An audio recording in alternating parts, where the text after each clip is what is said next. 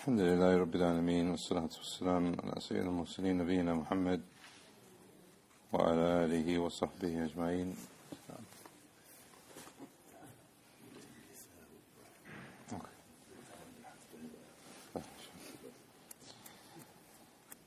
Ask Allah to make this another beneficial sitting of Arba'in Nawawi, and that He gives us tawfiq to act upon it, and that He accepts it from us. This is Hadith number 41, which is on the authority of Abu Muhammad Abdullah ibn Amr ibn As radiyallahu anhu. قال رسول الله صلى الله عليه وسلم لا يؤمن أحدكم حتى يكون هواء تبعا لما جئت به. None of you truly believe until his desires follow what I have brought. Then there's a little comment here at the bottom talking about the grading, and bi'idhnillah, at very least the hadith is Hasan, even though Imam al-Nawawi here has classified it as being Sahih.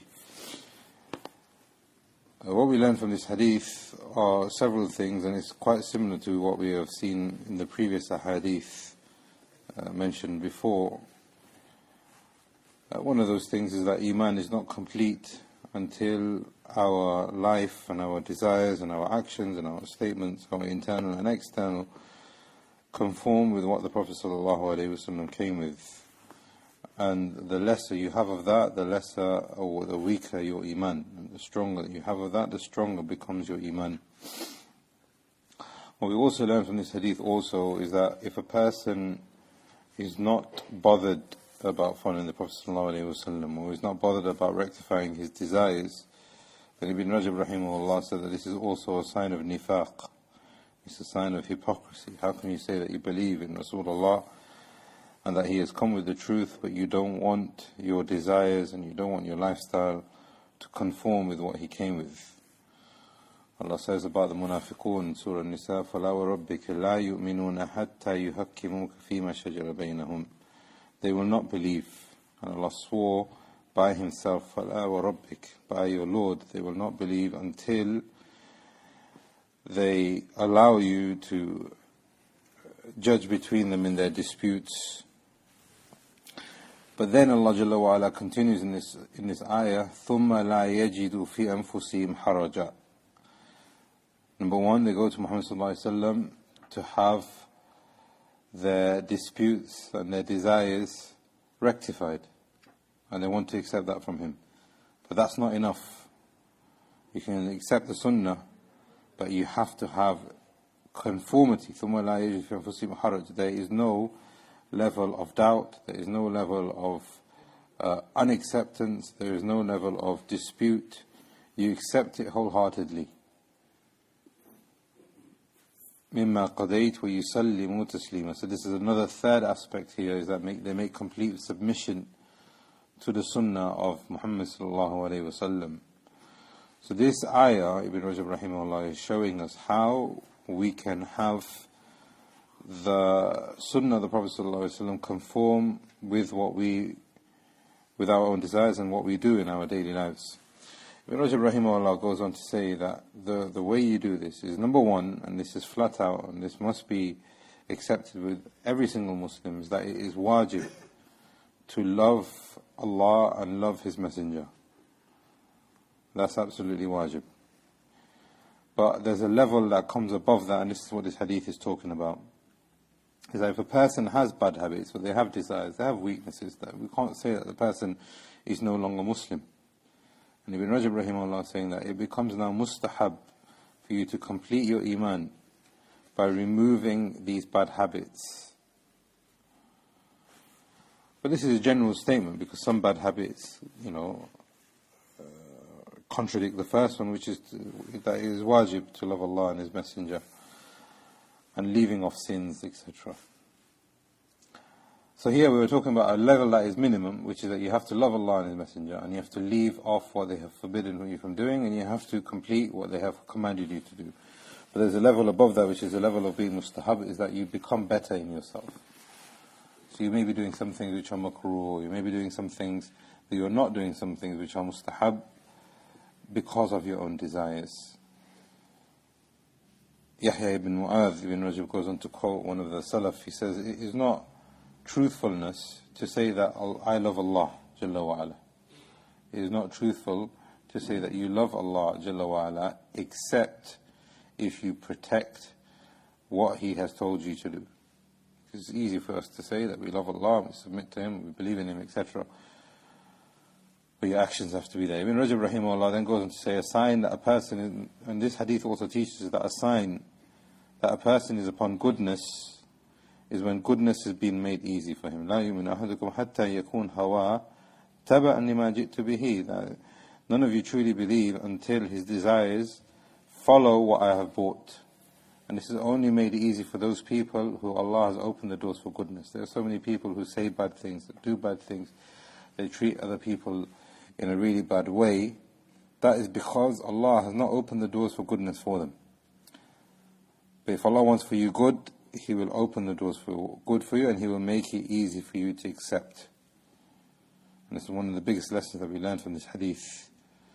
This hadith also teaches us that it's important for us to respect Islam and honor Islam and practice it, and not just follow it. There's a difference between accepting it and practicing it and seeking to become better, rather than just following it mechanically and not knowing what you are doing. Also, this hadith teaches us that if a person has concern in his heart,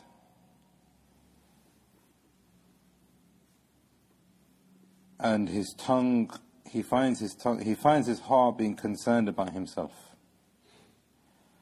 and he finds that he tries his best to restrain his tongue, and he tries his best to lower his gaze, and he tries his best to act and refrain his hand from touching or doing something which is not permissible, and he tries his best to fear Allah internally and externally, and he finds himself fearing for himself and fearing for those people around him, and fearing and worrying genuinely whether he is conforming to what Muhammad ﷺ came with, and whether he's going to die in that state. If he finds himself crying, if he finds himself weeping and supplicating to Allah, then all of this is a sign that his desires are following what Muhammad ﷺ came from. And this is tawfiq.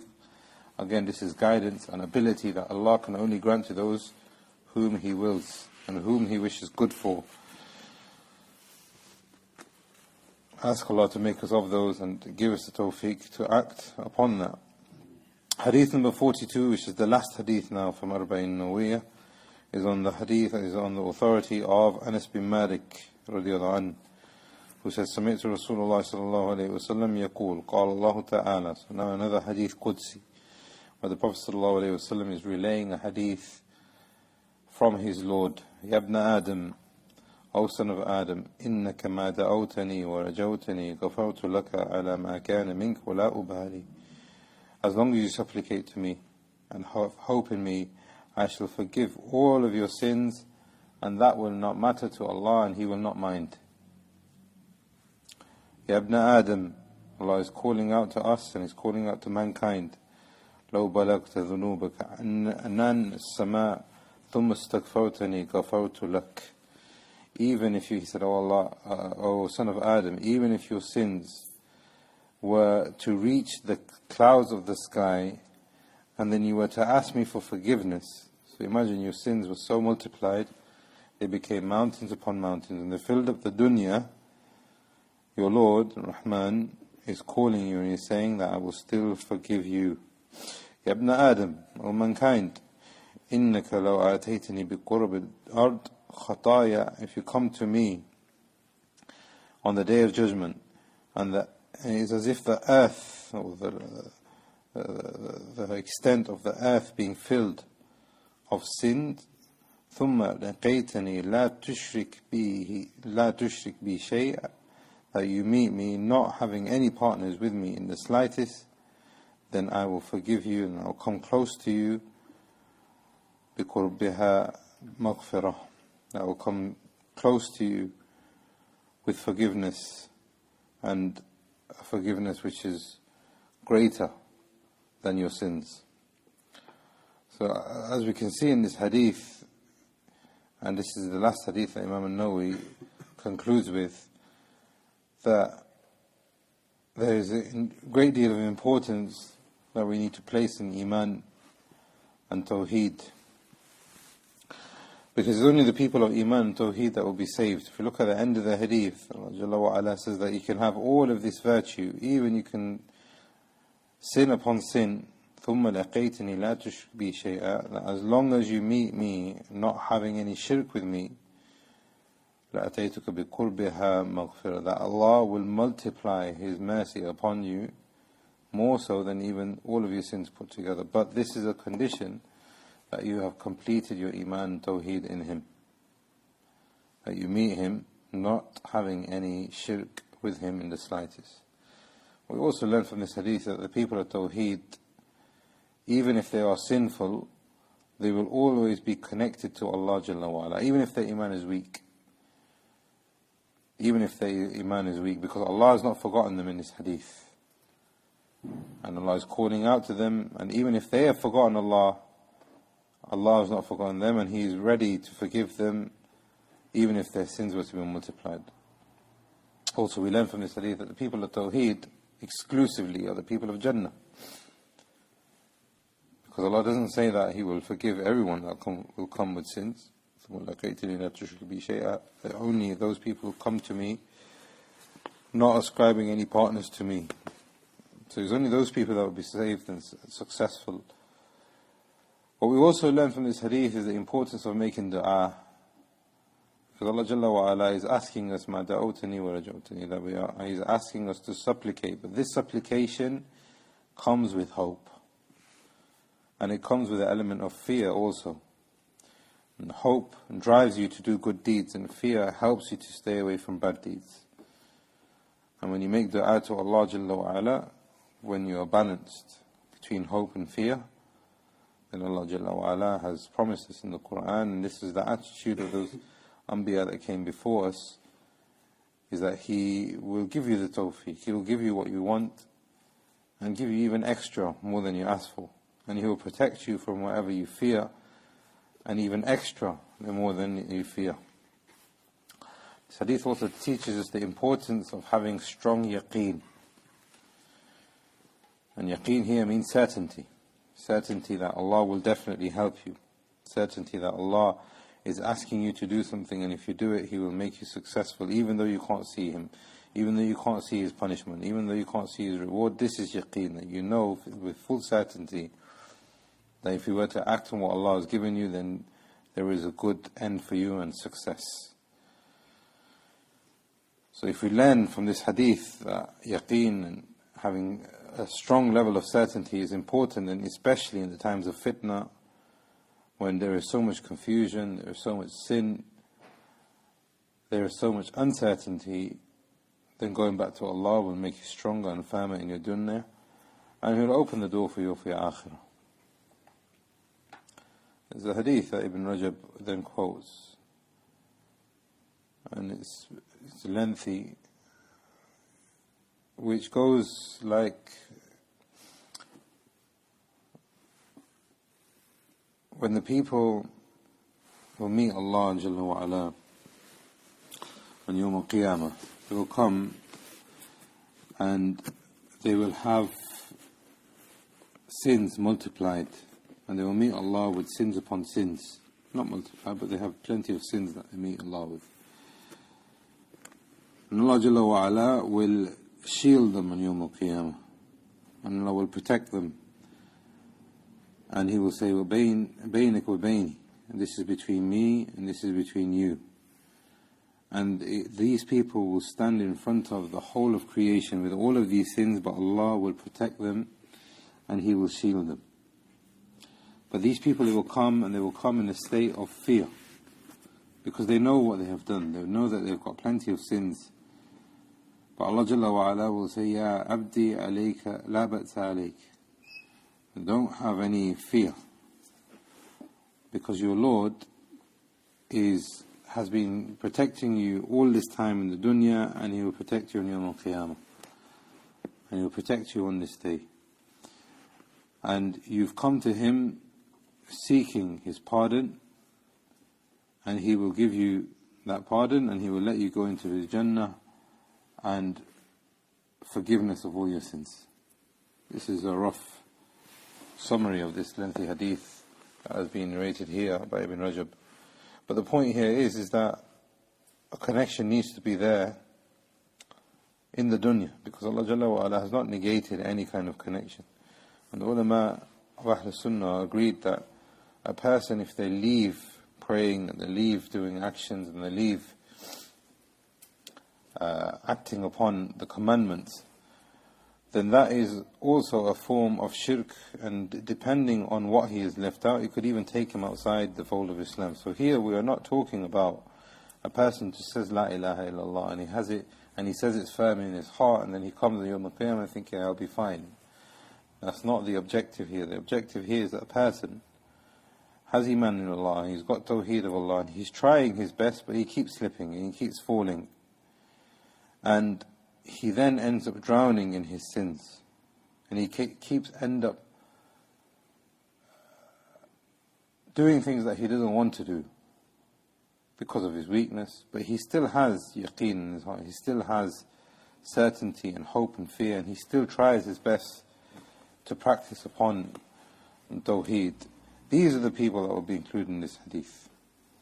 Not those people who are lying in their beds and saying, I say La ilaha illallah and I will go to Jannah and that's fine, I don't need to do anything. So what this hadith also teaches us is that if you have that level of Iman and Yaqeen, it gives you some optimism. It gives you some optimism. Even if you are weak, you are still optimistic. Because if you don't remain optimistic, then you will end up being depressed and shaitan will overcome you, and this is not the objective, and this is not what Allah wants from you. And Allah knows our weaknesses.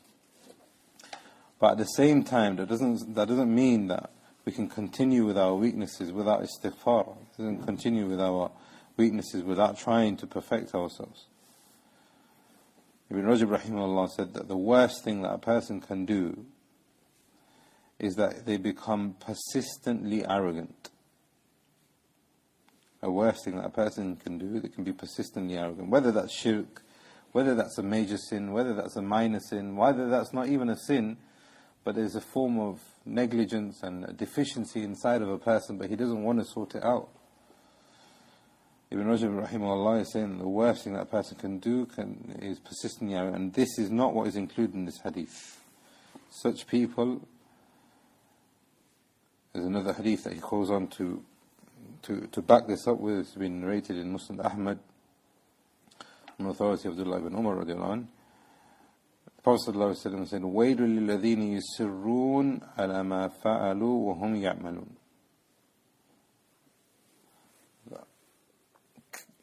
Punishment, wail, often translated as being a curse, but here's the punishment. It's for those people who consistently persist in sinning, or persist in being deficient, and they know what they are doing. They know what they're doing. They know full well that they need to rectify and seek to rehabilitate, but they are too proud, or they don't see themselves as being deficient, or they don't see themselves as needing to, or the problem is with everyone else, not me. Ibn Rajab rahimahullah then goes on to say that this is the end of the 42 hadith, which has been collected by Imam Nawawi rahimahullah. And he said that and he praised them extensively, and he talked about these hadith being so important in the life of the Muslim.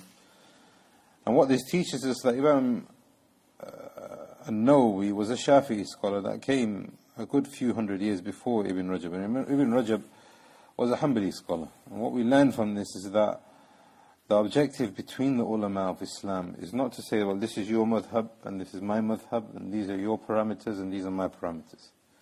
I'm not going to take from your madhab, and you don't take from my madhab. You are not allowed to say anything bad about my madhab, and you can't say anything good about your madhab. This is not the objective. You look at here, a Hanbali scholar has explained the work of a Shafi'i scholar. So the point here is to propagate the truth, to try and make Islam apparent in ourselves, in our environments, in our communities, so that we can become better people, and so that Allah will be pleased with us. And the point here is that we have respect for one another, we have respect for one another's opinions, and we have respect for one another's madhabs. But ultimately, as you can see, Ibn Rajab rahimahullah has chose to explain these hadith because of the hadith of the Prophet ﷺ, not because of the madhab of Imam Shafi. He is supporting the dalil, he is supporting what the Prophet ﷺ came with. And this should be a lesson for us all. So Ibn Rajab rahimahullah in his explanation goes on to say that there are 42 hadith which make up Arba'in Nawawiyah, and he wanted from himself to add to complete 50 hadith so he can share in with this blessed work that Allah has put a lot of barakah in. And Ibn Rajab, I've noticed here in these 7 or so hadith, he has gone with hadith which are slightly different to what Imam al-Nawawi has gone with. He is using a hadith which explain the maqasid of the Sharia, or the objectives of the Sharia, and qawaid in the deen. Ibn Rajab rahimahullah was somebody who explained hadith. He's got an explanation of Sahih Bukhari. He has written extensive works, and he has many beneficial treatises. And he's also got a book which is called Al-Qawaid, which has principles and maxims in the religion based on fiqh. And it appears as if he has systematically put these hadith which kind of resemble what he did in Al-Qawaid. He has chosen a hadith which talk about the principles in the religion. So if you look at this next hadith now, hadith number 43, which is on the authority of Ibn Abbas radiyallahu anhuma, قال رسول الله صلى الله عليه وسلم ألحق الفرائض بأهلها, give the lawful share of inheritance to its people who are entitled to it. فما أبقت I think that's wrong. فما أبقت الفرائض فلأولى رجل ذكر, and whatever is left from the fara'id, then give it to the first male relative. Now, Ibn Rajab has put this hadith here talking about inheritance, and there's no mention of inheritance, there's no mention of as we will see the maqasid of the Sharia of talking about protecting religion, aql, and honor and blood and wealth. There's no real direct mention in the previous 42 hadith of Imam Nawawi. So here in these final hadith is as if he's talking about the objectives of Sharia. And the objectives of Sharia that we've just mentioned now are fivefold: is to preserve religion, is to preserve intellect, is to preserve the honor of people, is to preserve blood, and is to preserve wealth.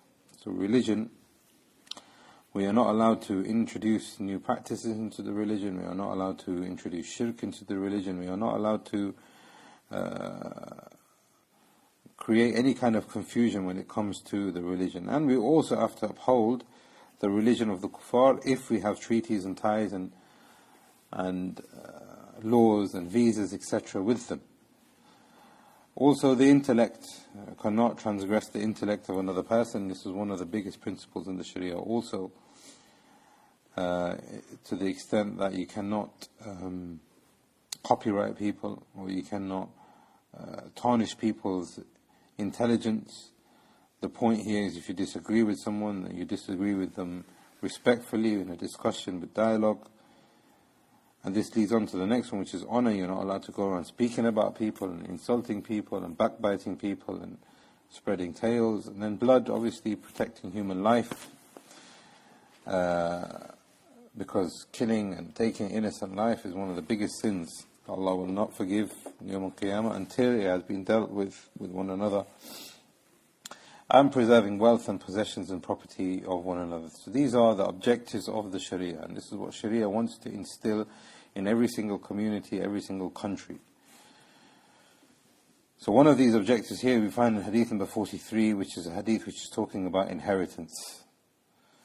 And here is the hadith of Ibn Abbas, who said, the Prophet ﷺ said, give everybody their due share. And some of the ulama have said inheritance is half of ilm. And this is perhaps why Ibn Rajab has put this hadith here, because of the importance of the knowledge of inheritance.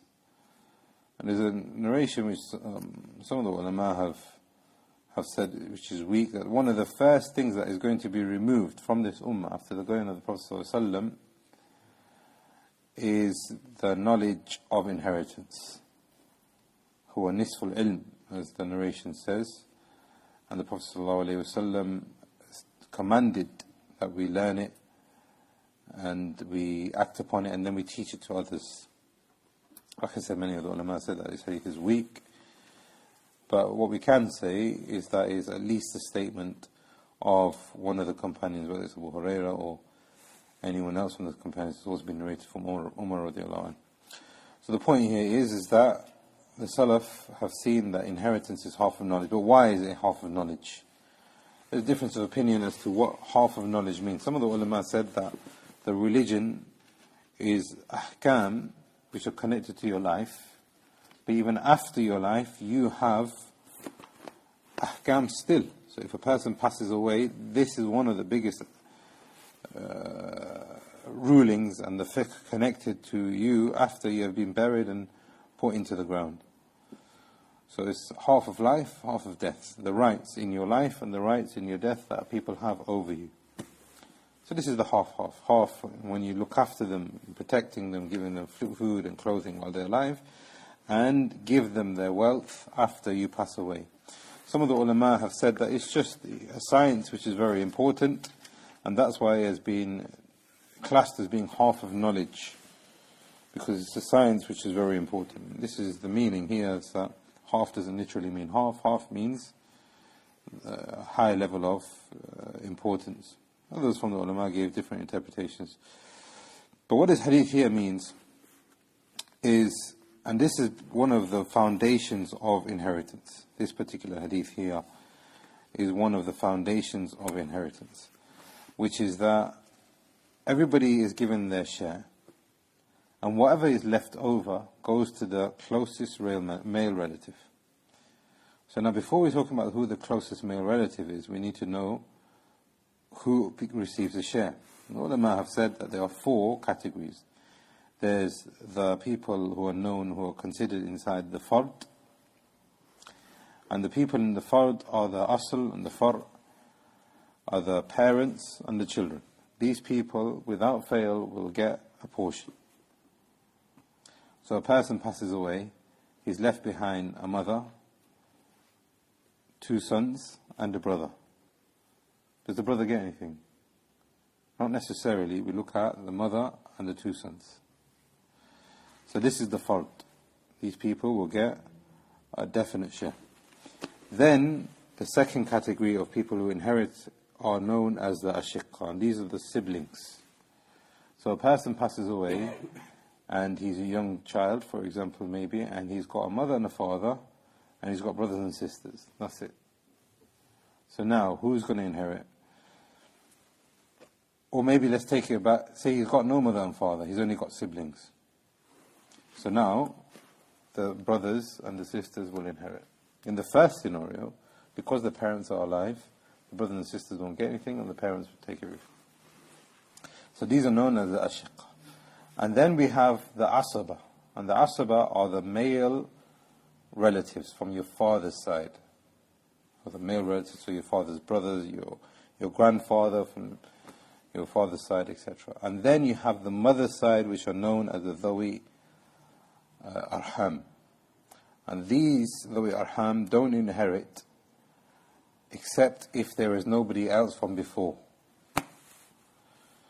So what happens now, what this hadith is teaching us here, is that once everybody has got their share, if there's anything left over, then it goes to the closest male relative. Then it goes to the closest male relative. So for example, a person passes away and he leaves behind a father, a mother, and a son. What happens? The father gets his share because that's been documented in the Quran. The mother, she gets her share because that's been documented in the Quran. the son will take everything else, because he's the closest male relative. So this is how this hadith works. And then Ibn Rajab rahimahullah goes on and gives many examples of the 1.5 or nearly 1.5 pages in Surah An-Nisa, which talk about inheritance in detail, and he gives many examples for each different one and each different category. And bi'idhnillah, this is something that we can study on another occasion, inheritance by itself. You got a question? The spouse. The spouse, what do you mean? The husband, the wife. So for example, a person passes away, and it's a mother and a father, a wife and a son. And we've said just before that the people in the fard section, because the Prophet ﷺ here, al-hiqul fara'id bi ahliha, give the people of the fard section, give them their due rights. Your mother is alive, can your wife inherit while your mother? No, obviously not. The mother has a right, your father has a right. So they will get their rights. Then your wife will get a right. And then the rest will go to the son. So in this scenario, the father will get a 6, the mother will get a 6, the wife will get an 8, and the rest will go to the son, based on this hadith. Yeah. What about daughters?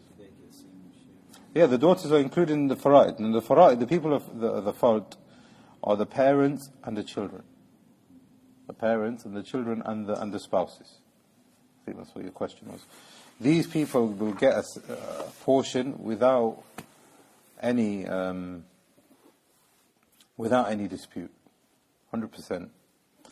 The parents, the offspring, and the spouses. Hadith number 44 is on the authority of Aisha radiyallahu anha, and Nabi sallallahu alayhi wa sallam قال الرضاعة تحرم ما تحرم الولادة.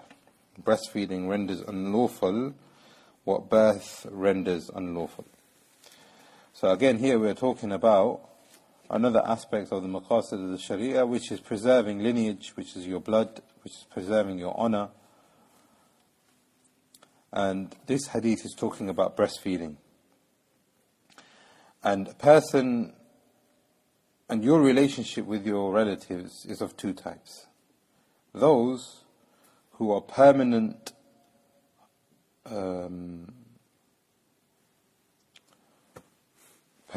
haram for you, let's say. Tuharrim yani haram, unlawful. Permanent mahrams for you, let's say. Yeah? So these people are permanent. So your parents, your daughters, your sisters, your brothers, all of those people, they are permanent. No matter what situation there is, these people will be from your lineage, and you have permanent mahram relationships with them. The second category are those people who are temporary. So for example, if a man marries a woman, and that woman has a sister, Allah Jalla wa Ala says in the Quran, وَأَن تَجْمَعُ بَيْنُ الْأُخْتَيْنِ, that you are not allowed to marry two sisters at the same time. So now she will become haram for him. But is that permanent? No, it's not permanent, because if he divorces her, he can marry her. I'm not saying that's recommended, quite problematic, but the point here is that she is temporarily haram. Same situation, even closer than that, are brothers-in-laws and sisters-in-laws and all those kind of things. Those people are not permissible for you to marry, because, for example, your brother's wife, you can't get married to at the same time, for example. But they are temporary. They are temporary. So now, once we understand that, we can also understand that Islam recognizes breastfeeding. And Allah says in the Quran, in Surah An-Nisa, وَأُمَّهَاتُكُمْ مِنَ الرَّضَاءَةِ, that حُرِّمَتْ عَلَيْكُمْ, that your mahrams are your mothers, your brothers, your sisters, and not brothers, but all the female side. But then Allah Jalla wa Ala says, within the context of this, your mothers through breastfeeding. And this is what this hadith is talking about, that Islam recognizes breastfeeding. So what this does now, breastfeeding, is that it creates a level of permanent mahramiyya. You are a permanent mahram to this woman who has breastfed you. But that doesn't mean that you share her lineage. That doesn't mean that you have ties of kinship with them. That doesn't mean that you have to do birr wali, that you have to be, that she takes the ruling as being your actual mum and looking after her and all those things. What it only means is what this hadith is teaching us here. Ar-rada'a tuharrim ma tuharrim al-wilada, is that you have this now bond of permanent mahrami. Because lineage comes through marriage, and that's the only way. But breastfeeding doesn't do that. So I can't call myself after, say a woman breastfed me, for example, I can't call myself after their family name. I will remain as the son of my own father. Once you have been breastfed by a woman, then that husband and the woman become your parents. And the ulama have said that this man is the owner of the milk. That's how it's translated in Arabic.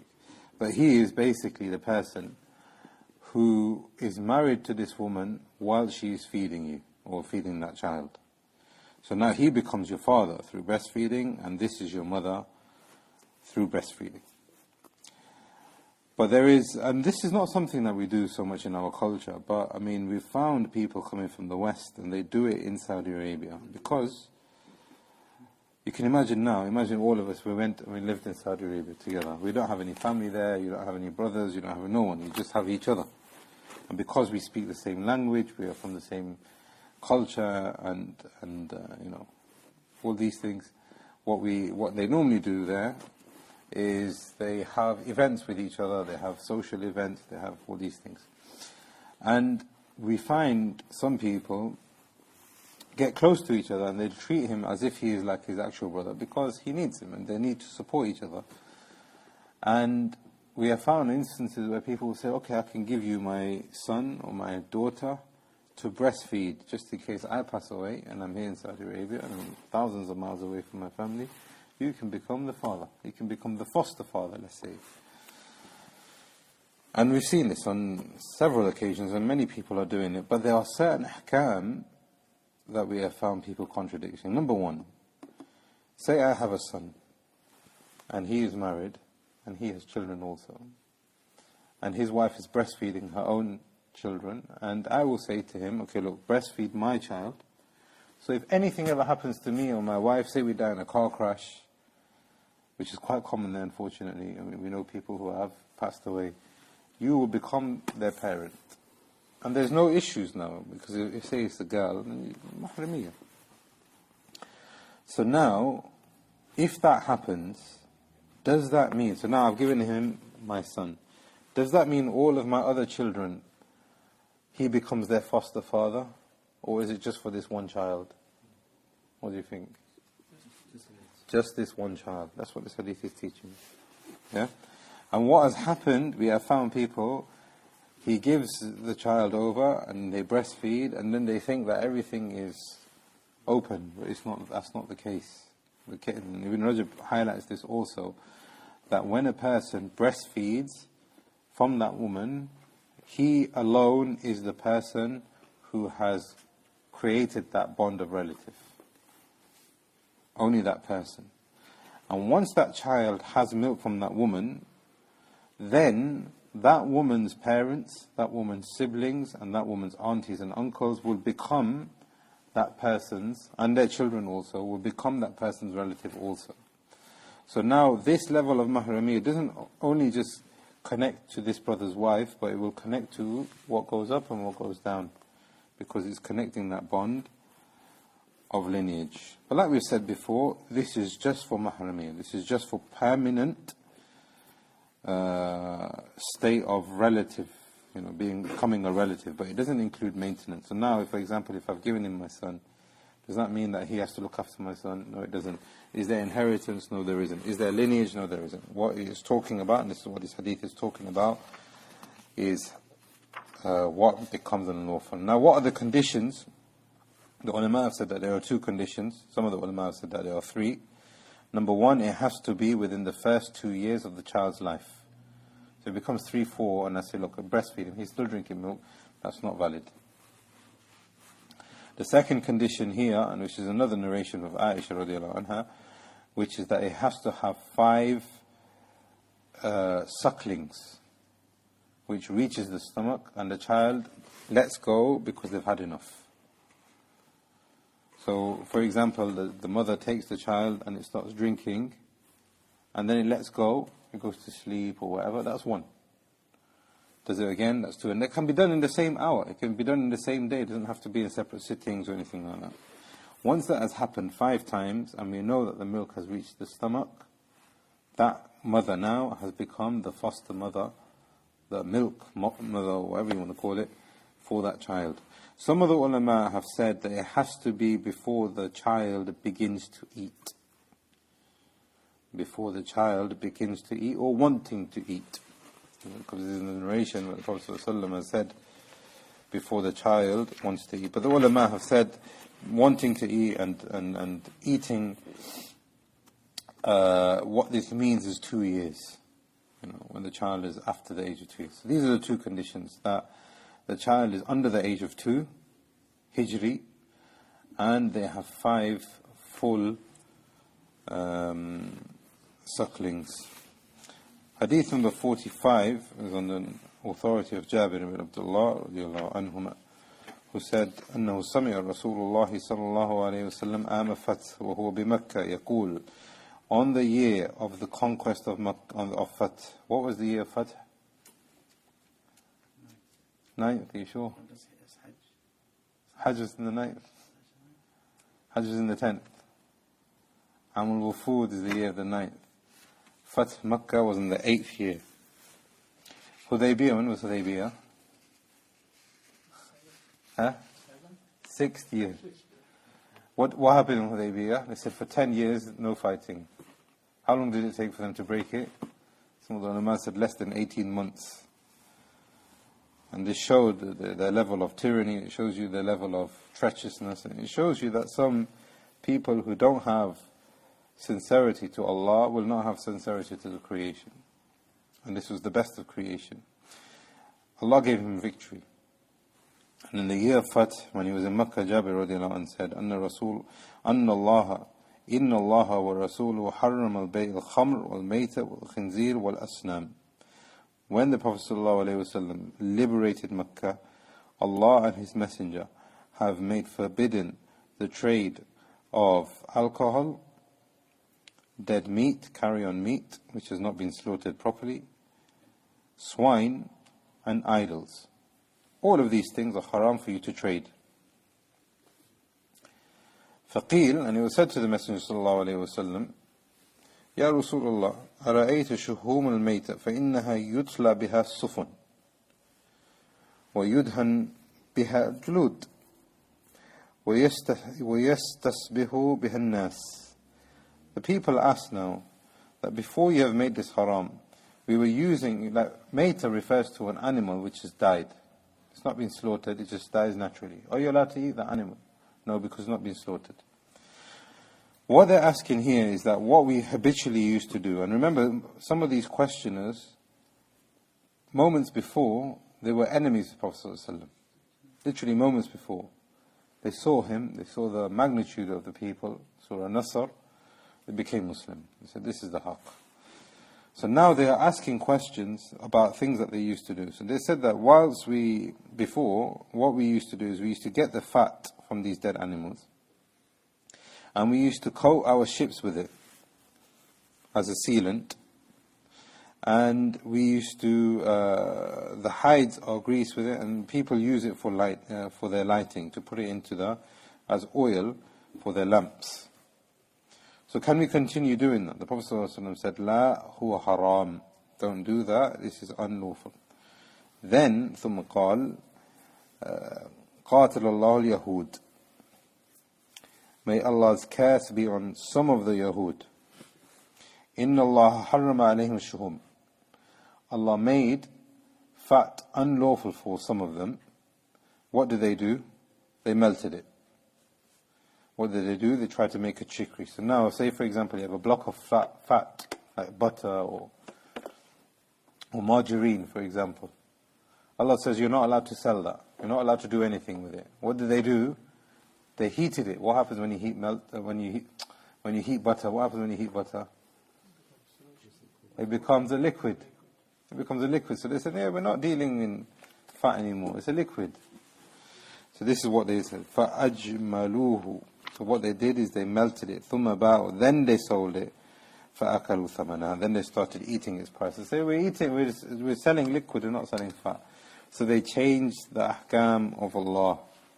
So what this hadith is teaching us, that changing the laws after the laws have been made perfected for you, is one of the biggest things which contradict this religion. Whatever is halal, the Prophet ﷺ is telling us here, whatever is halal, use it, benefit from it. Whatever is haram, avoid it, and don't benefit from it. Whether it's financial, whether it's trade, whether it's you using it in your own things.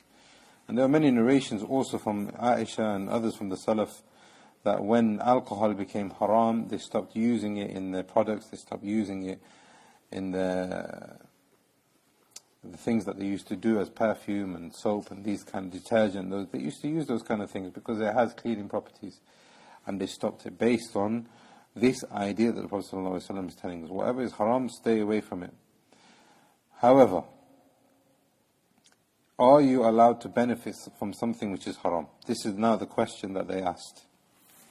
So the Prophet ﷺ said, now for example, I have alcohol.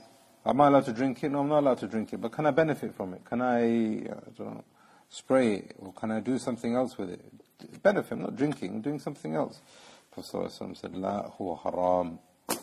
Now the problem here is that majority of the ulama have said, if something is haram, you are not allowed to benefit from it, you are not allowed to trade it, you are not allowed to do anything with it. It's haram. Some of the ulama have said, if this thing is pure, then it is allowed to benefit from it, but is not allowed to trade it. It's allowed to benefit from it, and is not allowed to trade it. And this is the opinion of many of the ulama, like Ibn Uthaymeen, from the contemporary ulama, Imam Shawkani, and others from the ulama have said that you are allowed to benefit from it, because the Prophet ﷺ here is talking about trading.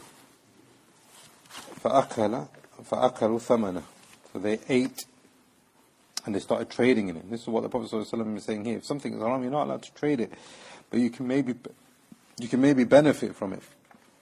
However, what seems to be the safest opinion is that if something is halal, use it, benefit, trade. If something is haram, then avoid it as much as you can, and don't get involved with it. Don't trade it, don't use it to the best of your ability. Because obviously now things are difficult. Now we have different types of alcohol that are being put into even just hand wash. You can't avoid that. But the ulama also have now gone into looking at it in detail, and have said that some of these things which are called alcohol are not actually the alcohol which Allah has forbidden. So now here what we have to do is we have to take our caution as much as we are able. Hadith number 46 is on the authority of Abi Burda and Abi Musa al-Ashari. So his father, this is the son of Abu Musa al-Ashari, narrated from his father. And the Nabi sallallahu alayhi wa sallam ba'athahu il Yemen. Who did he send to Yemen? Abu Musa. He sent Abu Musa al-Ashari to Yemen. And he sent others, Mu'adh and Ali. May Allah be pleased with them all. فَسَأَلُوا أَنْ أَشْرِبَ تُصْنَعْ بِهَا. So they asked him about, he asked the Prophet ﷺ about drinks that are made there. So the Prophet ﷺ, look at this here, he said, وَمَا هِيَ. He didn't go into it, he didn't say it's haram. He's asking. This is very important. It's very important when we're talking about the religion, or even anything, that we are deliberate, we take our time, we find out what is the person saying, what is the situation, because it might not be as you understand it. So he said, Al-Bit and Wal-Mizr. And these are the names of the drinks.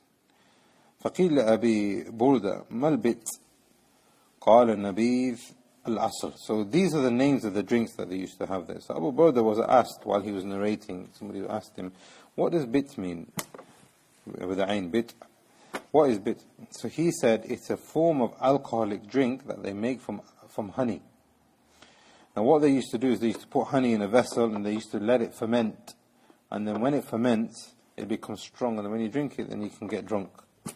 والمزر نبيذ شعير. and this is barley, just like bitter and lager and those kind of things that people drink today, is that they have a drink made from barley and wheat and these things, and they make that ferment and they drink that. فقال رسول الله صلى الله عليه وسلم كل مسكر حرام. Anything that intoxicates, then it is haram. Anything that intoxicates is haram. And now this is the qaida, this is a principle in the Sharia. Anything that intoxicates is haram. Whether it's a drink, whether it's food, whether it's a tablet, whether it's a gas, whether it's anything. And Ibn Rajab rahimahullah said, what is an intoxication? Because now we need to know what is a muskir, what is khamar. And khamar linguistically comes, and this is what the women call the khimar, is something which covers you. So if somebody was to cover himself, then he's a khamir now. He is a person who has covered himself. Khamar here refers to something which clouds your senses and it covers your intellect. This is what khamar comes from. And this is what Islam calls khamar. And this is why Islam in Arabic is very, very important, because just the word itself shows you the importance of that thing. And it shows you the hikmah behind calling it that thing. So if you call it for what it is, then you will understand what it is. So now people say, no, it's not khamar, it's wine, it's spirit. They make nice names, they beautify it. Gambling is not gambling, it's bingo. And they change it, they make it look nice. But Islam gives does it intoxicate? Then it's khamar. You can call it a tablet. Tablets can be good, tablets can be bad. It's khamar. As long as it's muskir, then it is not allowed. Whatever clouds the judgment and it disrupts your senses, then it is khamar. And it is a major sin, and it is not allowed in Islam.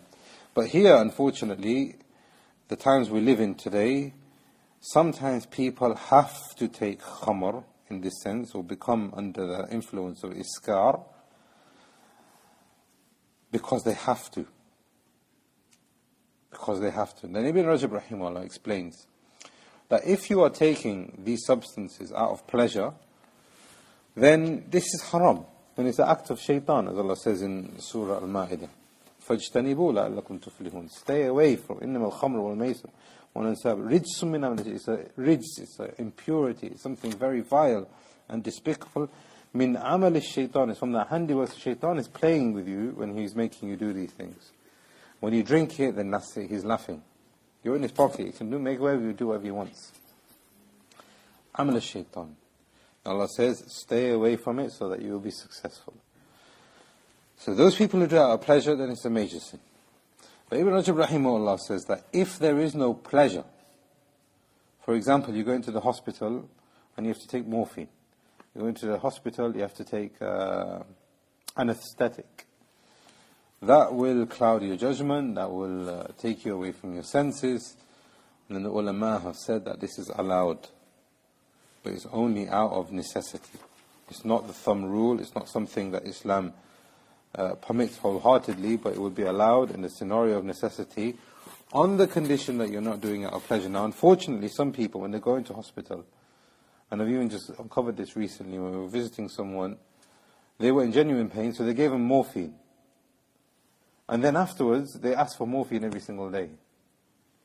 Now, I was under suspicion, now maybe this person asking for morphine because they just like it. I don't know how it feels, but I understand that it's like a drug, you know. So this is very important. The first instance, this one, if it is true, then it would be halal. But if the person is actually doing it and getting pleasure, this is the question, this is the point here. You get pleasure, then it becomes khamar, and it becomes iskar, then it becomes a major sin. And then Ibn Rajab rahimahullah talks about Zubayr ibn Urwa, one of the imams of the Salaf rahimahullah, using some kind of an anesthetic which he was supposed to drink so that they can operate on him. So they told him, do you want to drink this? And he said, no, I don't want to meet my Lord in this scenario. Imagine if I was to die and you do this operation on me, I don't want to meet my Lord. But the point here is that it was offered, and it was there at the time of the Salaf. And Ibn Rajab said that as long as there is no pleasure, then it is allowed according to the necessity. You can't have it every day, and you can't be excessive in it. So you only need 5 ml of morphine, you take 15 or 20, that's haram. Hadith number 47, which is on the authority of Miqdam ibn Ma'di Karab.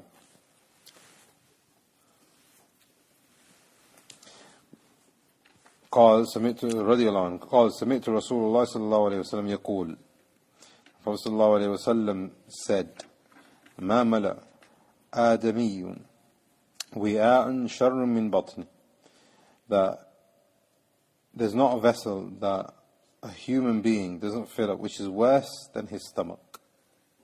The worst thing that you can fill up is your stomach. Unfortunately, now it's the opposite.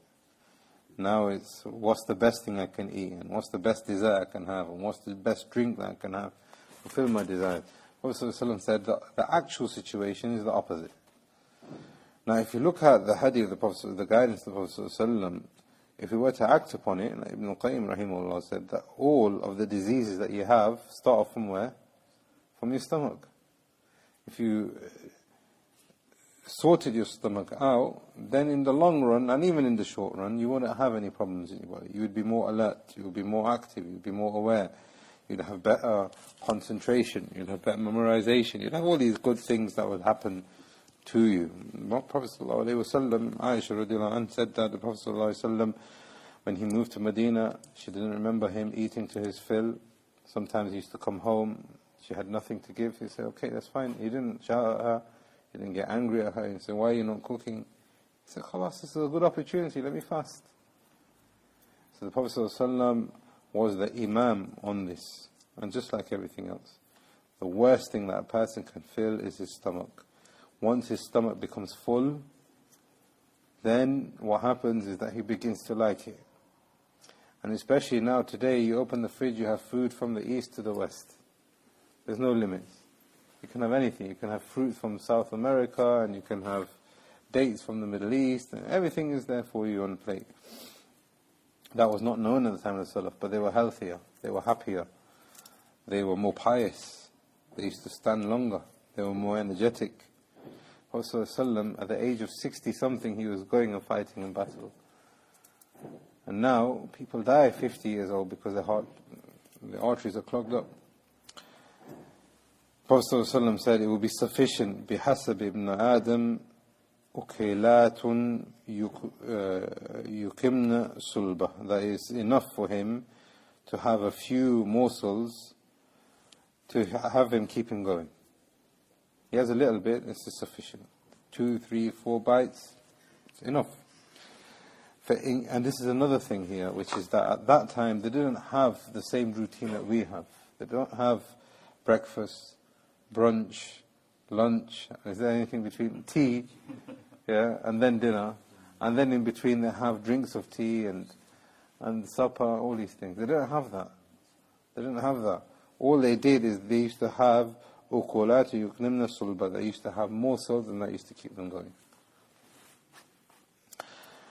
فَإِنْ كَانَ لَا مَحَالَ. If that is not enough, if you're still hungry, the Prophet ﷺ said, فَثُلُث, then a third. Split your stomach up into 3 parts. فَثُلُثٌ لِلطَّعَامِ, a third for your food. وَثُلُثٌ لِلشَّرَابِ, for his drink, a third.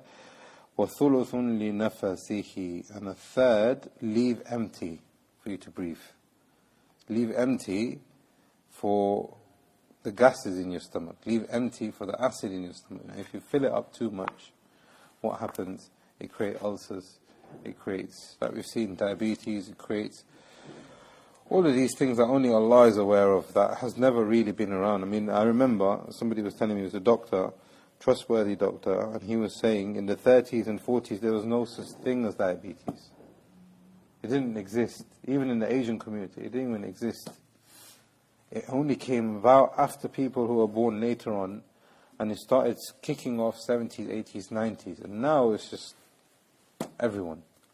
How is that possible? For hundreds of years, centuries, diabetes wasn't there. Now is a new disease. Who knows what's going to be next because of our intake and the kind of foods that we eat and the processed food and not having the natural things that the Prophet ﷺ used to have as part of his diet. This hadith is also now What is the relevance of this hadith? Why is it so important in our religion? Because this hadith is the cornerstone, the foundation, as Ibn Qayyim rahimahullah said, for medicine. If you have a heart problem, stop eating. I actually know one scenario. There's a woman, she had 4 arteries clogged up. The doctor said to her, and he was a consultant here in the infirmary, and he said to her, 6 months finished, maximum. It's clogged, there's nothing there, there's no blood going to your heart, you can't do anything. The only option now for you is to have a bypass. And this is a doctor telling me this. The only option for you is to have a bypass. But now, if you have a bypass, number 1, there's no guarantee. And number 2, once you open up your chest, your body won't be the same again. There'll be other problems, other things will happen. But the doctor said to her, what you can do now is go on a diet. And I'll tell you what diet you need to have. Fruit, vegetable, water. No tea, no caffeine, no coffee, no nothing. Fruit and vegetable, water. And eat proportion. You don't want to say a third and a third. Have a small and space it out. Cleared up, and she lost like 20, 30 kilos in a small space of time. Now she's got absolutely nothing. No diabetes, no nothing. If she did that from the beginning, if she listened to Rasulullah from the beginning, so now if we know that this is the case in medicine, then what about Iman? What about Jannah? What about Jahannam? What about Salat? What about Dhikr? What about Quran? What about all these other things that he also said were important? This is the cornerstone of medicine. And some of the Salaf said, Ad-da' or Rats ad-da' al-batana. The head, the biggest disease is your stomach. The biggest disease is your stomach. وَرَأْسُ الدَّوَاء الْهِمْيَةِ. And the best medicine for the best disease is diet. Ibn Rajab rahimahullah said that this is not just about you trying to remain healthy and losing weight and have a good life, but it also has an effect on your spirituality. Amr bin Qais, one of the Salaf, said, إِيَّاكُمْ وَالْبَطْنَةِ. Be careful of your stomach. This is what imagine you've got one of the biggest, the golden generation. You've got narrations come down from that generation to you. What do you think is going to get trickled down? What do you think is important? That every generation has said, this is what I need to teach my children. And then they teach their children. And it's reached us today. It's important that Amr bin Qais, rahimahullah, said, be careful of your own stomach. فَإِنَّهَا تَقْسِي الْقَلْبِ. It will create your heart to become hard. How? You become lazy, you stop praying. Even if you do pray, you're just burping and you're thinking about your food, you're thinking about your desires, you can't pray properly, you've prayed your fard, you go home, you have some more food, you have some more drink, and you just want to relax, forget the witr. You've eaten too much, maybe you miss Fajr. And this will affect your spirituality. But not only that, it will make you live as if you deserve it. You deserve to have a steak every day. You deserve to have a milkshake every day. You deserve to have all these things. Do it. Why not? And what happens? You just become shallow. What happens? You lose self-respect. What happens? You forget that you have to earn treats. You have to earn goodness. You have to have special times with your family that you go, yes, khalas, once in a month. Once every 2 months, let's go to the restaurant. There's nothing wrong with that. But then if you do that every day, what happens? You just become more proud, you become more arrogant, you become connected to dunya, you forget the akhirah. Sa'id ibn Salama, rahimahullah, one of the Salaf, said that there used to be people who used to see other people, if they had a big belly, they used to see him as being deficient. There's something wrong with that man. And they used to say, and they used to treat him as if he was doing a sin. As if he was doing a sin. So when they meet this person, are you looking at me now? As if he's doing, this is how the Salaf were. The way they treat a person, now this is true now, look at this. Yeah? People now in the NHS are saying that obesity is as bad as smoking. The Salaf were doing this 1200, 1300 years ago. A person does a sin openly, That's just as bad as a person eating too much. Because you're being lazy, you're being disrespectful, you're creating yourself to become disconnected to Allah, from Allah. And there are many other narrations that he goes on to quote. Another one from the Salaf said, take from the dunya as much as you need. But if you're excessive in the dunya, and in the akhirah you will have less. Another one from the Salaf said, فَإِنَّ الْأَقَلْ يُغَيِّرُ الْأَقَلْ. In al-akal, with a hamza, يُغَيِّرُ الْأَقَلْ with a ain. Too much food will affect your level of intelligence. And again, this is something that the doctors are saying, new research is saying you eat too much, it affects your cognitive development. The diet of your child will affect their ability to understand and read. May Allah have mercy on our Salaf. If he doesn't train, Ibn Rajab rahimahullah, if he doesn't train to have how much intake, then he will not train himself with his desires. Then his desires will overcome him. It will overcome him. Malik ibn Dinar said, مَا يَنْبَغِي لِلْمُؤْمِنِ أَن تَكُونَ بَطْنُهُ أَكْبَرْ هَمِّهِ. That it is not deficient, it is not good for, and this is Malik ibn Dinar and the Salaf, he said it is not good that a believer makes his stomach his primary concern. وَأَن تَكُونْ شَهْوَتِهِ هِيَ الْغَالِبَةِ. And that he makes, and now look at the connection, and that he makes his desires overcome him all the time. It's not befitting that a believer allows for his stomach to overcome him, and then his desires overcome. So look, it's connected. The more food you have, the more desires you will have. Ibn Rajab rahimahullah says, the less food that you have, the more good deeds you will have. Sufyan al-Thawri rahimahullah said, if you want to be healthy, and eat little and sleep little. If you want to have a healthy and long life, eat little and sleep little. What do you mean by sleep little? It means get up and pray. And it's bi'idhnillah easy inshallah in this season. May Allah give us tawfiq. Imam al-Shafi'i rahimahullah, he said, for a number of years he's never eaten to his fill. How many years do you think he's never eaten to his fill? Yeah. Imam Shafi'i says about himself, I don't know how old he was at this time, but he said, for 16 years I have not had a full stomach. I eat what is available, because if I fill it, he's talking about himself now. He's not talking about this is hadith, and he's just talking about himself and his advice to you. If I fill my stomach, then I'll become lazy. And I find that when I become lazy and I eat too much, my intelligence is removed. I become lethargic, and I'm not able to concentrate in worship. Imam al-Shafi'i. Now, for example, who is Imam al-Shafi'i? Muhammad ibn Idris. There's books up there that have been written that he wrote many, many years ago, and it's still there. And it will be there until Yawm al-Qiyamah. This man is an Imam. He's the first person to write in Usul al-Fiqh. So anybody who writes and studies Usul al-Fiqh, Imam al-Shafi'i gets the reward. He's from Ahlul Bayt. He was from the teachers of Imam Ahmad. There's so many rewards and so many virtues that this man had done. Imam al-Shafi'i, he used to recite in Ramadan. How many times did he used to finish the Quran in Ramadan? 60 times in Ramadan he used to finish the Quran. One khatma in the morning and one in the evening. A man came up to Imam al-Shafi'i, he goes, I want to ask you a question. Where is the proof for ijma' in the Quran? Ijma' is when all the ulama are agreed and no disagreement. There's not one scholar who says that this is wrong. Where is the proof in the Quran? I've not found the proof.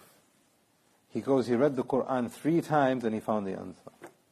He read the Quran in that short period of time 3 times and he found the answer. This is Imam al-Shafi'i. If you want anything like Imam al-Shafi'i, take his advice. He said, don't eat to your fill, because it will make you lazy, it will remove your intelligence, it will make you lethargic, and it will not let you concentrate. You will not be able to concentrate in worship. He used to recite 60 Qur'ans in 1 month, and he's telling you that if you eat too much, in Ramadan, imagine, he's saying that as well, you will not be able to concentrate.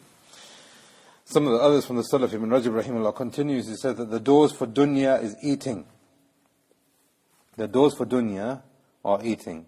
What's the doors for the akhirah? Hunger. The doors for dunya is to eat, is to indulge. The doors for the akhirah to deprive and to abstain. Like we said before, it's very easy. You go to Sainsbury's, you go to Tesco, fill up the trolley, go home and put it there. It's just easy. Just open the cupboard and go off. But if you're on that mindset that you have little, you are sufficed with little, and that little that you have is going to be good, it's going to be wholesome, it's going to help you get closer to Allah. Just you eating and just you even going shopping, bi'idhnillah, is worship for the sake of Allah. Ibn Rajab rahimahullah said the companions around the Prophet ﷺ, the Sahaba, radiallahu anhum, were the most hungry of this ummah. The companions were the most hungry of this ummah, but at that they had the less amount of desires. What's the result? Ibn Rajab rahimahullah is saying, is that they were known to have the less amount of indecency. There's a connection, yeah?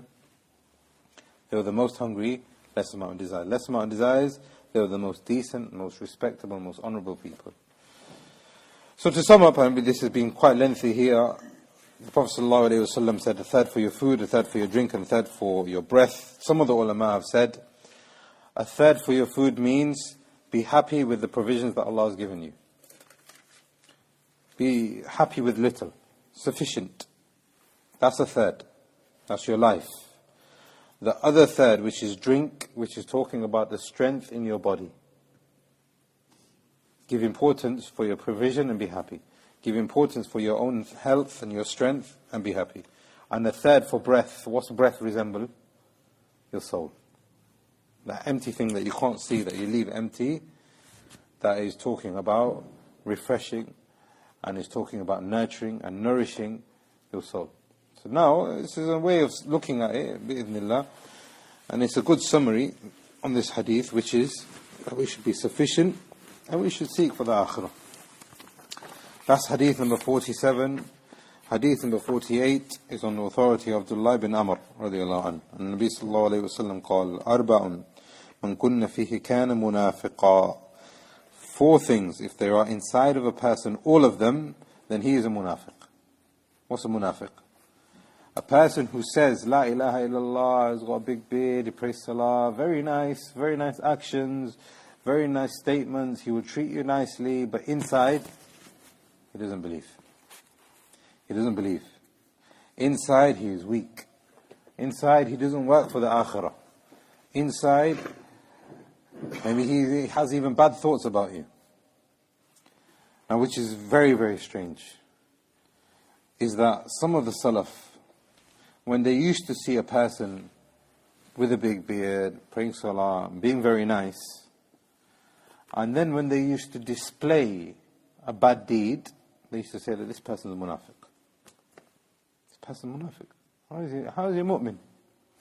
Not that your sins would take away your iman.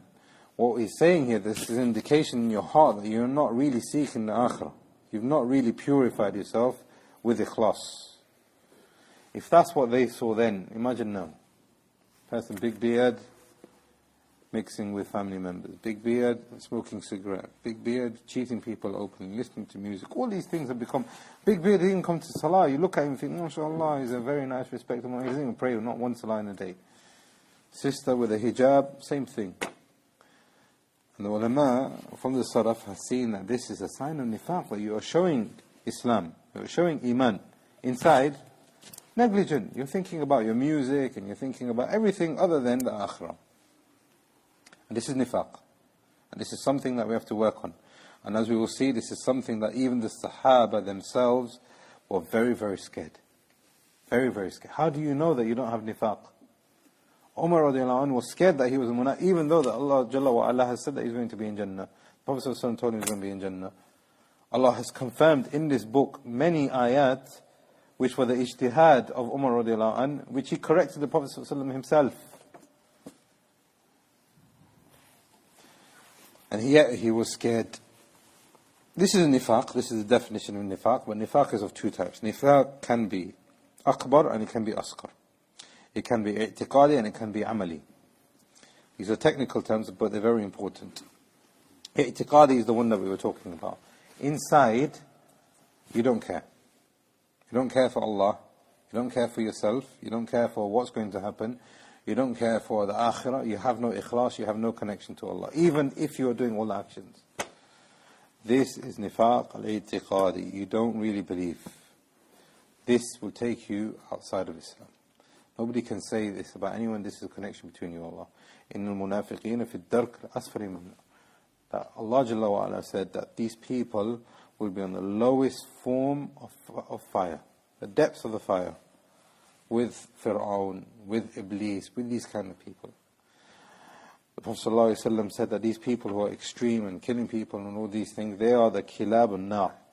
They are the dogs. Allah will transform them into being dogs, some of them said, and they will be in the hellfire. Why is that relevant? Because Shaykh al-Islam and others from the ulama have said all these, the Khawarij that we have today, they came from a line of the Munafiqun, Dhul Khuwaisir. The Prophet ﷺ was approached by a man named Dhul Khuwaisir. Dhul Khuwaisir said to Muhammad ﷺ, "I'dil, be just. You're not just. Give me some of the booty. You're not being just." The companions are a bit scared. How can you, Prophet ﷺ, waylak, how can you even say that? If I'm not going to be just, who's going to be just? So when he left, the Prophet ﷺ said, "Min di'tiha hadha." From the lineage of this person, they're going to be people who will come, and they are the kilab an-nar. They are the dogs of the hellfire. And then he went on to talk about the Khawarij. Therefore, the Munafiqun produced the Khawarij. And these are the people today.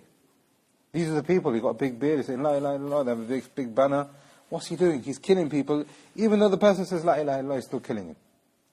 Even he says La ilaha, he's showing that he's La ilaha illallah, but what he wants is power. What he wants is anarchy. What he wants is, God knows best what's happening in the world. But this is nifaq. When a person is showing something, inside is something else.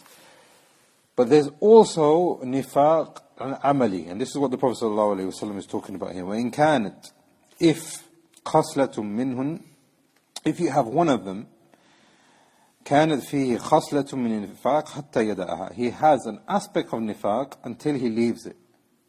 And the ulama have said that you could be doing something wrong, and this is a sign of nifaq, but you're not munafiq. You are behaving like them, but you're not munafiq. That's clear, yeah? So you could be a mu'min, you could seek Allah, you have purity in your heart, you genuinely want to get into Jannah, and you have a good intention with Allah, but your actions let you down sometimes. This is a sign of nifaq. So you see how careful this is, how delicate the situation. What are these signs that the Prophet ﷺ is talking about here? He says, number one, whenever he speaks, he lies. Whenever he speaks, he lies. Easy. Just to make people laugh now. I'm become very good. People are laughing. I'm very funny. I'm very clever. Whenever he speaks, he's just trying to think about how he can make people laugh, even if he's lying. Most of the time, these people are lying. Whenever he speaks, he lies. Business people, whoever. Whenever he speaks, he lies.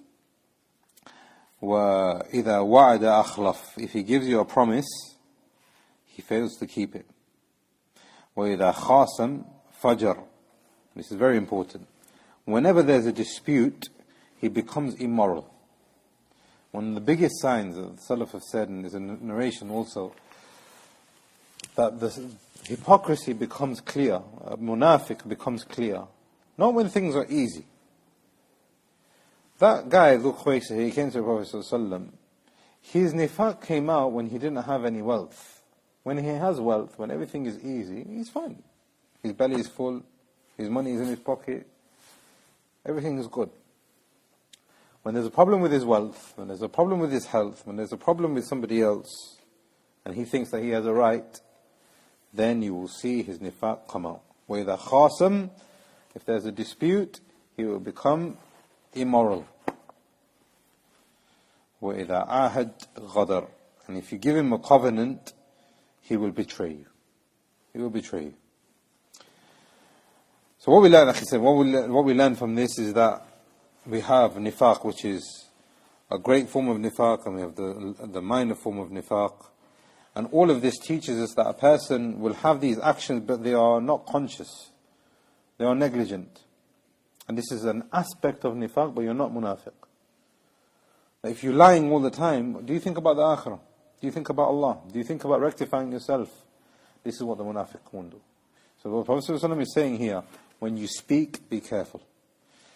When you make a promise, be careful. When you are angered, stick to the truth, even if it's against yourself. Be careful.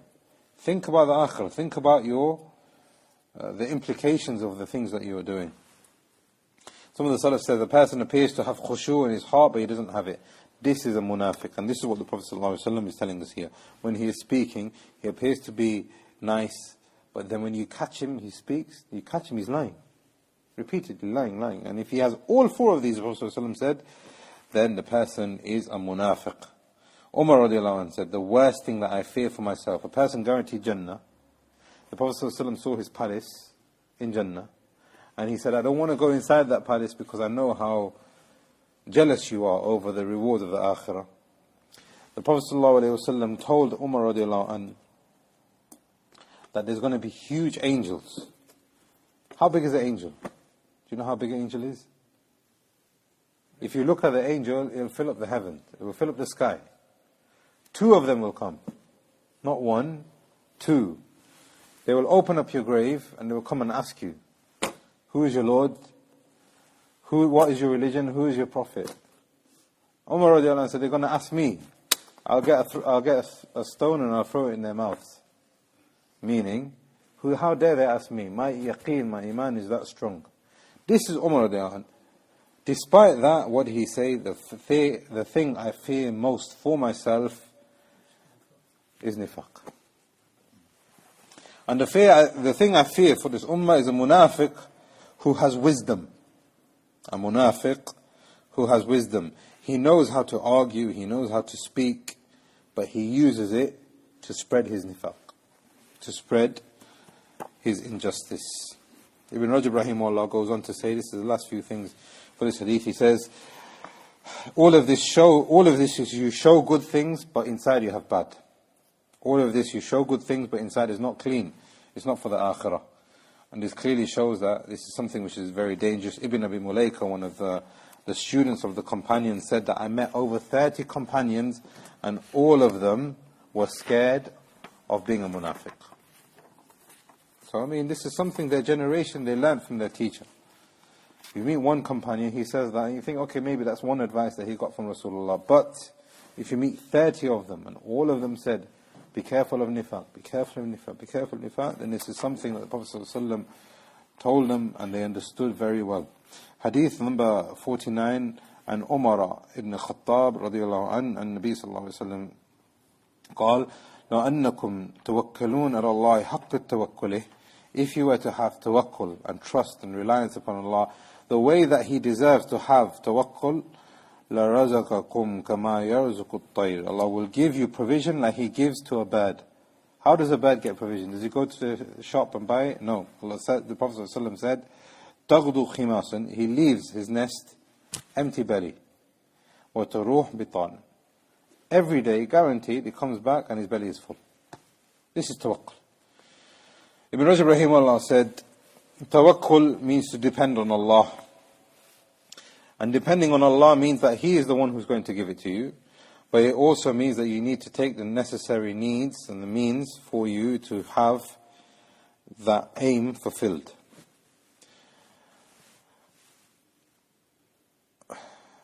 Tawakkul, Ibn Rajab rahimahullah says, is connected, and this is a narration from Ibn Abbas, that it is connected to your iman.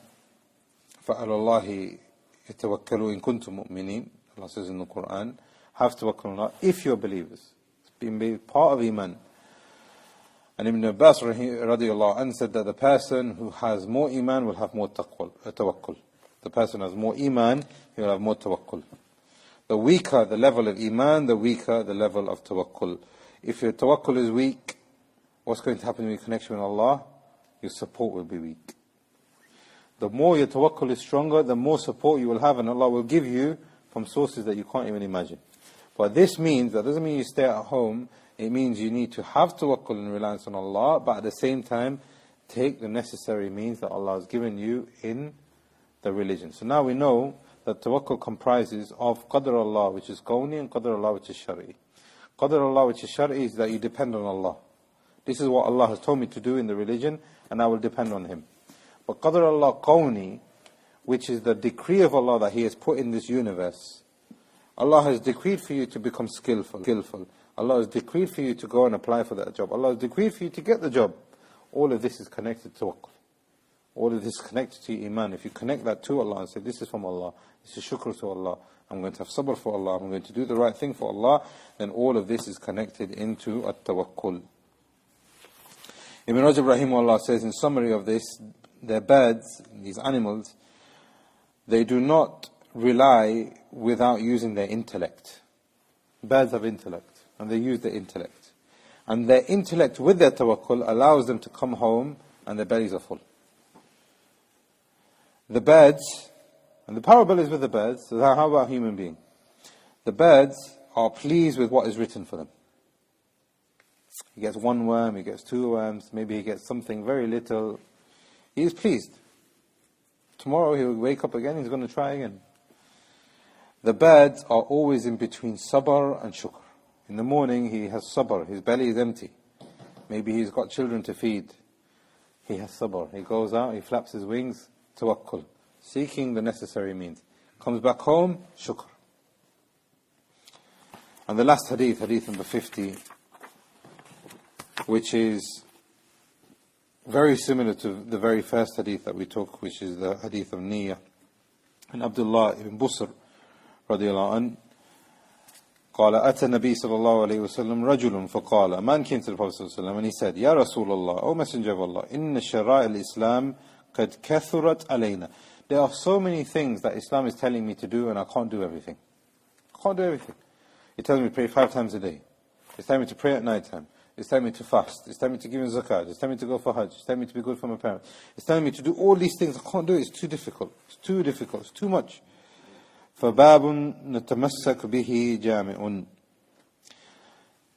Is there something that I can do that is very comprehensive, that will help me to get to Jannah?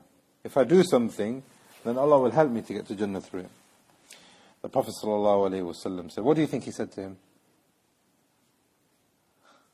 What do you think? What's the answer?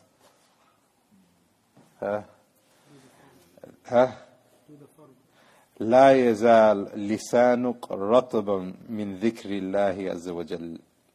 Let your tongue remain moist with the dhikr and the remembrance of Allah Jalla wa Ala. And we learn from this, Ibn Rajab rahimahullah has said that this shows you the comprehensiveness of the statements of the Prophet ﷺ, because he is saying that don't abandon the dhikr of Allah Jalla wa Ala. This is the way that you can go to Jannah. And dhikr refers to something that you do with your tongue, but it also refers to your actions, and it also refers to your internal. If you look at a mountain and you think subhanallah, you don't say anything, you just think subhanallah, look how amazing that is. Is that dhikr? Yes, this is dhikr. If you go home and your mother says to you, or your child says to you, can you help me? And you help them, is that dhikr? Yes, that is dhikr. Because you are remembering Allah and what Allah has told you to do.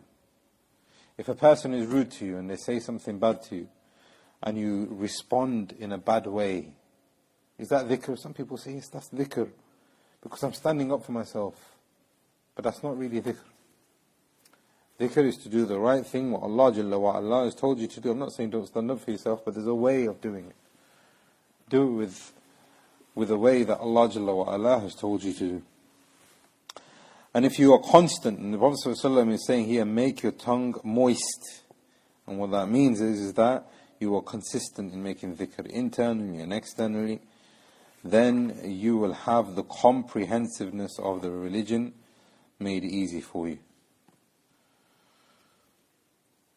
Ibn Rajab rahimahullah said that the more you remember something, the more you will talk about it. If you like football, 3, 4, 5 hours, 10 hours, people talk about football, easy. If you like a cartoon, if you like a program, all they talk about, that's because you love that thing. And your conversation about that thing is proof of what you have inside your heart. You talk about money all day, money, money, money. How can I make more money? And what about business? And that's in your heart. If you're talking about women, if you're talking about clothes, this is the conversation that you find outside with people. Unfortunately, you find many people, you see them, even after a long time, you sit with them, how are you, brother? I haven't seen you for such a long time. All they talk about is just the dunya, and there's no mention of the name of Allah.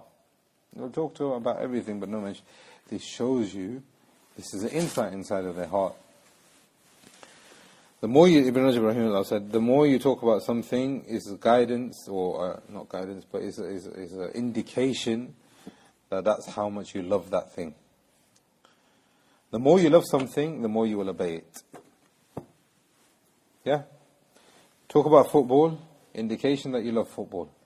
You love football, the more you will be of servitude towards football. And that is the example. You can apply that to anything you want.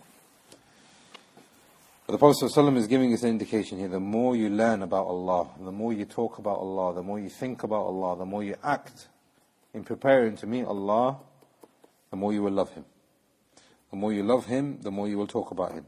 The more you talk about Him, the more you will be prepared to be with Him, Jalla wa'ala. Some of the ulama said, why did Yusuf, when the woman called him to do zina, why did he say, السجن أحب إلي مما يدونني إليه? Why is the prison more beloved to me than what she is calling me to do? Why did they say that? Some of the Mufassirun said, so that I can go away and be alone and make dhikr in the prison.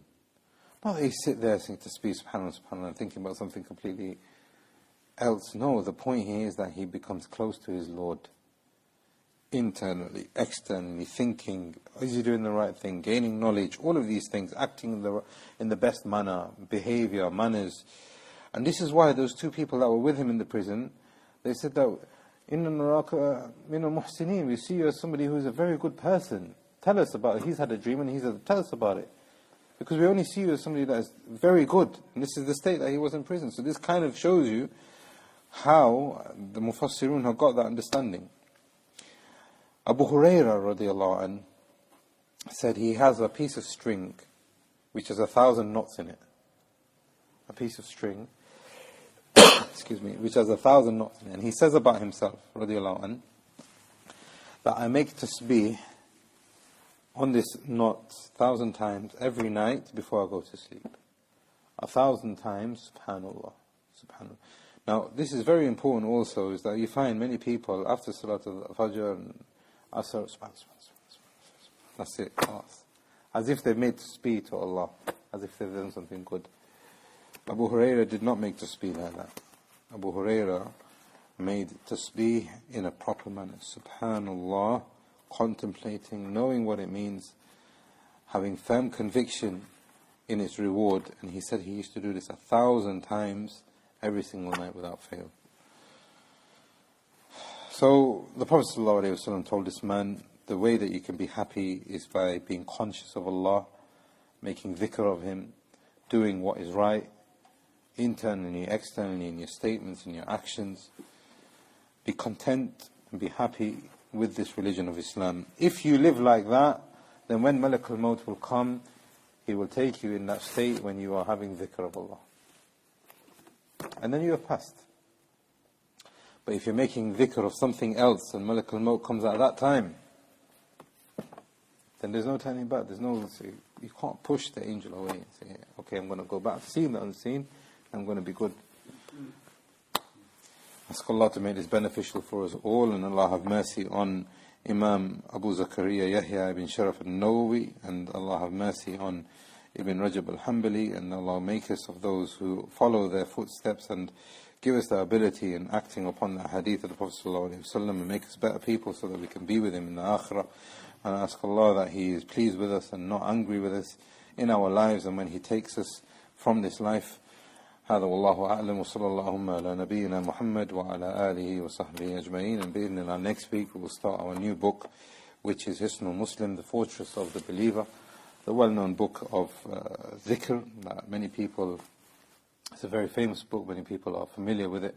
It's a book which has dua and adhkar, and the author, rahimahullah, recently passed away, may Allah have mercy on him.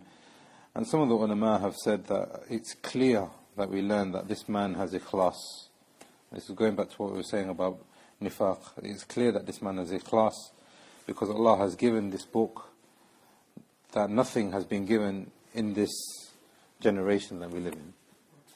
It's called Hisnul Muslim. It's a very small book, which the poster is there on the TV. Fortress of a Muslim. I can give you a copy, inshallah. And inside it has the dhikr that you do. Like, what do you do when you wake up? What do you do when you eat? What do you do when it's raining? And all these things. And he's put the hadith with the dhikr inside. So inshallah, what we'll do from next week is look at those du'as and those dhikr, and look at some of the meanings, and look at some of the virtues as well in those dhikrs. And why did the Prophet ﷺ say those things and tell us to say those things? So ask Allah to give us tawfiq for that. Subhanakallahumma wa bihamdika, ashhadu an la ilaha illa anta, astaghfiruka wa atubu ilayk. It's been a long session, but anybody have any questions? Yeah, go on. You guys are to speak. Yeah. Is that evidence for using the phrases and also specifying numbers for Afghan as well?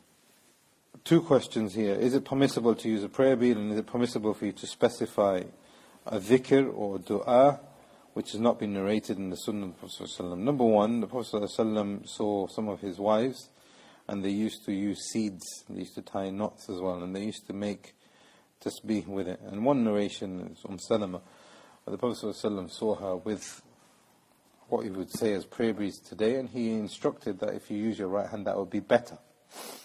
So what we learn from this is that there is no inkar on it, inshallah. And there's many others from the Salaf that used to use prayer beads.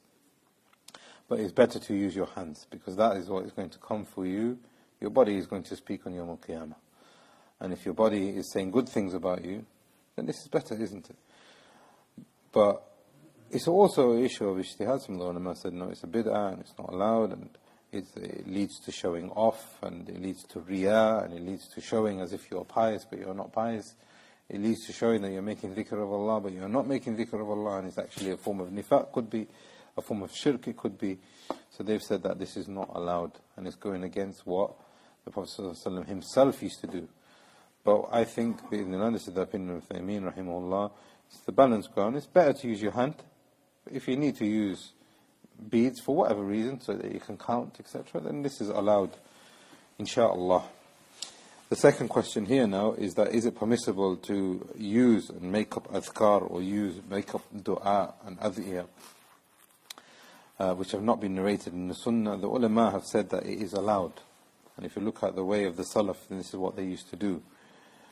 On the condition that it doesn't go against something that the Prophet ﷺ has told us not to do, and on the condition that you don't believe it to be from the Sunnah. So Ibn Taymiyyah rahimahullah said that I used to sit with Ibn Taymiyyah nearly until Zawal, and he used to be in dhikr. From Fajr, nearly until Zawal. How long? 4 or 5 hours. Ibn Qayyim used to sit there waiting for him. 4 or 5 hours. Teacher, student. And he asked him, why do you do that? And he goes, هذا هو غذائي. This is my breakfast. If I don't have my breakfast, سقطت عني قوتي. I don't have this, I will not have energy for the rest of the day. I will not understand anything, I will not be able to do anything. Where's the proof for that? That the Prophet ﷺ used to sit and make dhikr until Zawal? There's another narration from one of his students, Al-Bazzar, who said that Ibn Taymiyyah rahimahullah used to make dhikr of the Fatiha over and over again. Fatiha over and over again. And he said to him, he turned to him, and he said that the more I recite Surah Al-Fatiha, the more benefits I can derive from it. 7 lines. Many people, we have to say this is wajib in our salat, but people just say, and some people don't even say it correctly, some people don't even know what it means. Ibn Taymiyyah rahimahullah said that this surah doesn't stop giving. So the point here is, and there's many different narrations and many different incidents that we can quote, that the Salaf used to have practices that were not from the Sunnah, but they used to do them on 2 conditions. Number one, it doesn't conflict with the Sunnah. So the Prophet ﷺ said, he prohibited the wisal. Wisal is that you fast continuously without making suhoor or futur. You just make one of them. There's two types of wisal. One of them is where a person, for example, he starts fasting today, Fajr. Maghrib comes and he continues fasting until Fajr tomorrow, and then he continues until next day. Or he combines the suhoor and the futur at night time. So he has the intention, khalas, I've broken my fast. He's not making it longer than it should be, but he doesn't eat. And he combines it with the suhoor the next day. Prophet said, don't do that.